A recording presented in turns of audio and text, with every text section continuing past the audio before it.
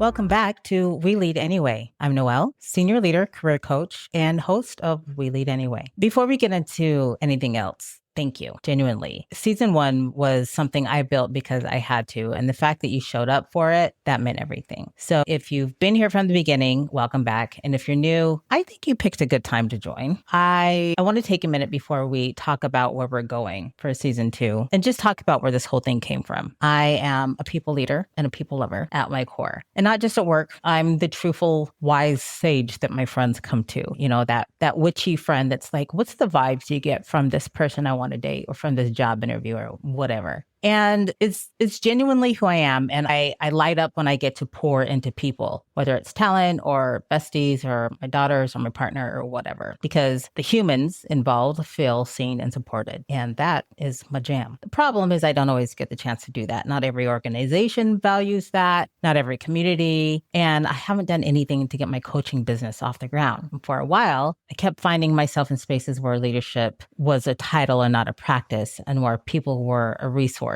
And I found myself helping countless people in their personal lives, and they were referring people to me, and I wasn't monetizing my talents or my passions. It's been a whole thing. So I did what made sense to me, and I built a platform where I could lead anyway. Personal, professional, it didn't matter. Where I could talk about what real leadership looks like, what real friendship looks like, you know, even when the environment doesn't reflect it. That's the whole thesis of the show. We don't wait for permission. We don't wait for the right title or the right boss or the friend group. We lead anyway. Can I be honest with you about what recording season 1 was like? Because it was kind of a shit show. I was recording this show while actively trying to get out of one of the most toxic work environments I've ever been in. And I don't use the word toxic very lightly. I mean, it was the kind of environment where it makes you question your competence and your worth and your instincts. I knew something wasn't right every day. But I had been gaslit or gaslighted into thinking, oh,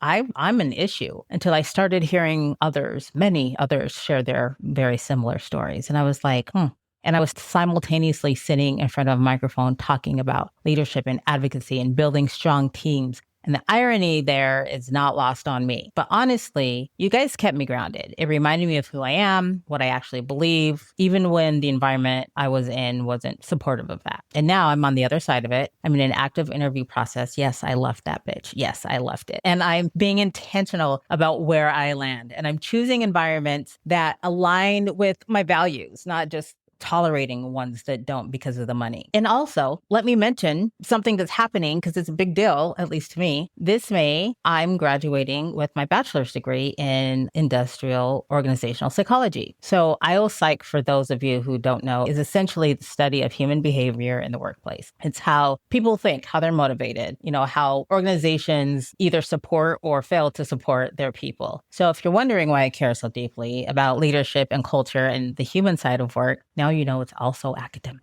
But you know, I finished this degree while working full time, coaching, running the podcast. Like I'm not saying, oh, look at me, but like, I'm telling you because it's proof that you can keep building toward what you want, even when everything else is hard, even when the job that you have is draining you, even when it cuts into your brand. The other reason I started this podcast is for people who don't get to see a reflection of them being success. Those with no degree like me, those who identify differently, or the global majority who we consider in the US to be a marginalized group. But all of these things were things that I could speak to and almost consider not getting my degree because I was already on the top of the food chain without it, if you will. So I thought, well, I'm not going to get a degree. But then I did. And maybe I was afraid of knowing what more I could do once I had it. So I guess we're going to learn today. So, okay, season 2. We're going to go deeper this season and wider. Don't be gross. Because I realized that you can't separate who you are at work from who you are in life.